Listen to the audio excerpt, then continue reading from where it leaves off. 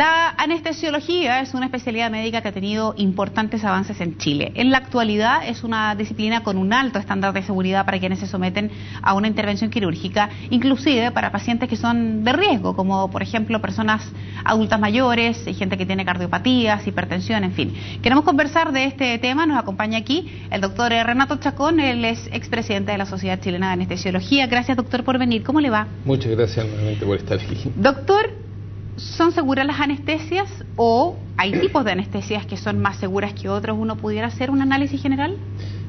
A ver, en general la anestesia es un procedimiento hoy día bastante seguro. Desde luego hay distintos tipos de anestesia y lo primero que nosotros tenemos que ser honestos con la población es que toda anestesia tiene relacionado un pequeño factor de riesgo.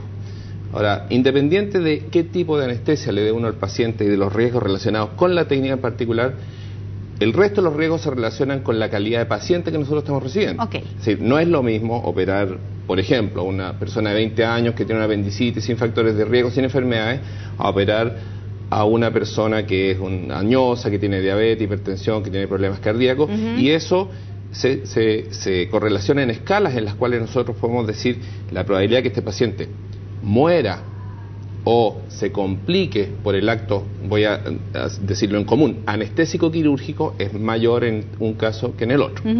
Doctor, ¿qué criterios utilizan para decidir cuál es la anestesia que se aplica mejor a un paciente, cuál podría ser más efectiva?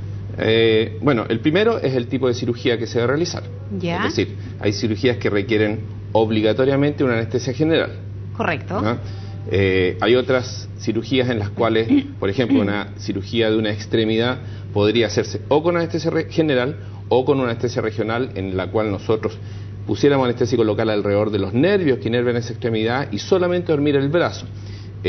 O podría ser lo que ustedes conocen como anestesia espinal o una anestesia peridural, si es que es la mitad inferior del cuerpo, en que nosotros podríamos dormir lo que llamamos el neuroeje, colocando una inyección en la espalda y haciendo que se duerman las piernas del paciente. Ahora, dentro de eso se considera primero el tipo de cirugía, en segundo lugar los factores de riesgo del paciente, puede que alguna anestesia esté contraindicada y desde luego se considera también la opinión del paciente. Nosotros no podemos obligar a un paciente a un tipo de anestesia. Por ejemplo, en anestesia regional, los pacientes lo que más suelen temer es a la anestesia regional, a estar despiertos mientras se les está operando. ¿En serio? Sí, porque no quieren escuchar, no quieren sentir, quieren estar desconectados. Entonces, muchas veces pacientes que pudieran ser sometidos a anestesia regional nos piden anestesia general porque ellos van a estar más tranquilos. Doctor, y para los que hemos sido operados innumerablemente, siempre hay una pregunta que da vuelta, y es que aquellos que hemos tenido varias cirugías por diversas razones, si hay algún efecto acumulativo, cuando hemos sido, por ejemplo, pacientes de anestesias largas por operación de extremidades, en fin, ¿existe una acumulación y un efecto adverso probablemente cuando uno ha tenido muchas cirugías en su vida? No, no existe. No existe un efecto acumulativo de la anestesia.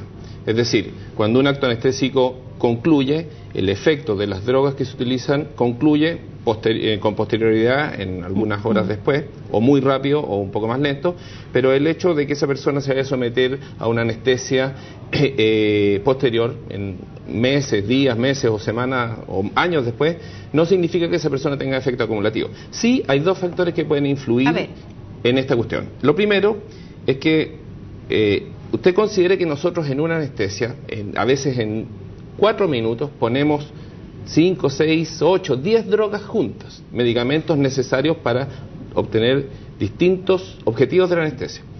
Alguna de esas drogas puede haber creado un efecto alérgico en la persona, ¿ya? Y por lo tanto, una persona que desarrolló una actividad inmune contra esa droga puede, en una segunda anestesia, tener un efecto alérgico con esa droga con la cual inicialmente no tuvo reacción. Eso es una cosa. Y lo segundo, que nosotros vemos con más frecuencia que también es alérgico, es que personas que han sido y que no tiene nada que ver con la anestesia, personas que han sido sometidas a actos anestésicos quirúrgicos pueden hacer lo que se llama alergia al látex. El látex es la sustancia que nosotros usamos en los guantes que usan los cirujanos o nosotros. Exposiciones repetidas al látex pueden hacer que la persona en cirugías posteriores hagan una reacción alérgica al ser tocada con esta sustancia. Doctor, ¿y de qué depende?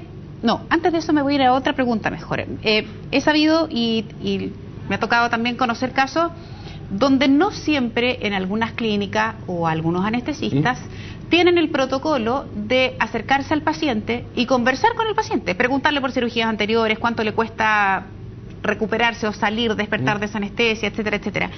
¿Cuán relevante es que el paciente exija no solo una reunión con el médico que va, o sea, con el cirujano, sino que exija el diálogo con el anestesista para efectos de comunicarle o de saber cosas? Se lo pregunto porque no en todas las clínicas está el protocolo y uno muchas veces se encuentra con el anestesista cuando está este señor de gorro verde, que solo se le ven los ojos y en pabellón uno lo enfrenta. Sí. Por el contrario, hay otros súper responsables que sí lo hacen. ¿Uno debiera exigir eso? Sí, de hecho es extremadamente relevante. Y tan relevante es que nosotros, como Sociedad de Anestesiología, hemos creado recomendaciones al respecto que están publicadas en nuestra página web respecto a lo que es evaluación preoperatoria. Yo le diría que esa sensación que tiene usted de que el anestesista no se acerca al paciente antes de ingresar al pabellón, cada día es menos cierto que eso ocurra, ¿ya? Por muchas razones. Entre ellas, por ejemplo, por la ley de derecho y deber de los pacientes. Correcto. Los pacientes tienen derechos no solamente a ser evaluados y tratados adecuadamente, sino que a que ellos sean informados de cómo es el procedimiento. Ahora, dicho esto, la evaluación preoperatoria o el contacto del anestesista con su paciente busca dos objetivos principales. El primero es que el anestesista conozca cuáles son las condiciones con que se presenta el paciente y de acuerdo a eso decidir cuáles son sus factores de riesgo, decidir cuál es la mejor alternativa anestésica, etcétera, etcétera. Y lo segundo, que es igualmente importante, es informar al paciente de cómo va a ser el procedimiento, de las sensaciones, de qué es lo que se va a hacer, qué es lo que él va a sentir, etcétera, etcétera. Es más, hoy día ya casi es impensable de que se administre una anestesia sin que el paciente firme un consentimiento informado de cuáles van a ser las cosas que se le van a hacer a él. Por lo tanto, la visita anestésica hoy día prácticamente es una obligación realizarla. Ahora, independiente de esto, puede ser que la visita preanestésica se haga un día antes, etcétera, etcétera, o puede que se haga 15 minutos antes de la cirugía.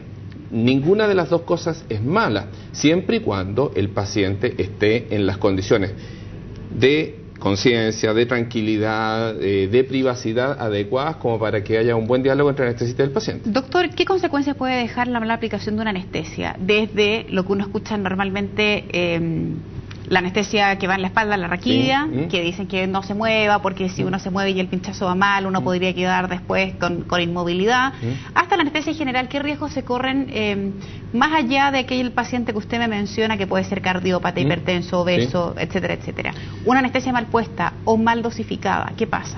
Bueno, a ver, en esta cuestión hay muchos mitos, la primera cosa. Y que parte de esos mitos son culpa nuestra. Nosotros los anestesistas no nos hemos encargado de informar a la población respecto a qué es la anestesia. Entonces la gente piensa, bueno, yo me quedo dormido, no sé qué es lo que se hace conmigo, no sé dónde usar las drogas. Me entrego.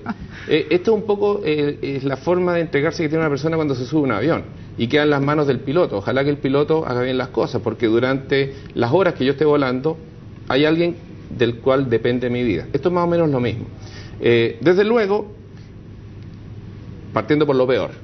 Lo peor que puede ocurrir es que una persona se muera por causa anestésica.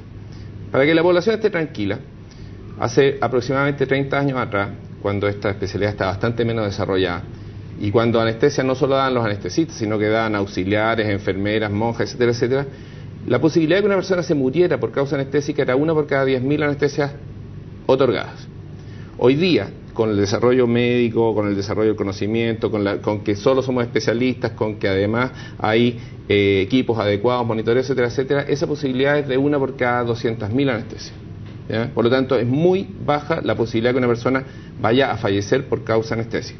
Después de eso están las posibilidades de que el paciente haga alergias y haya que tratarlas, de que la persona haga una complicación que es inherente al acto anestésico, anestesia general, que se llama hipertermia maligna, de que la persona tenga algunas dificultades en su sensibilidad motora. Pero en esto, por ejemplo, que usted señala de la anestesia espinal o peridural, existe ciertamente mucho mito en el sentido de que la gente llega pensando que si le pinchan la espalda y le ponen una inyección en la espalda, la persona va a quedar paralítica o cosas por el estilo. Usted comprenderá que si eso fuera así, o fuera con la frecuencia que la gente teme, nosotros no haríamos esa técnica de anestesia.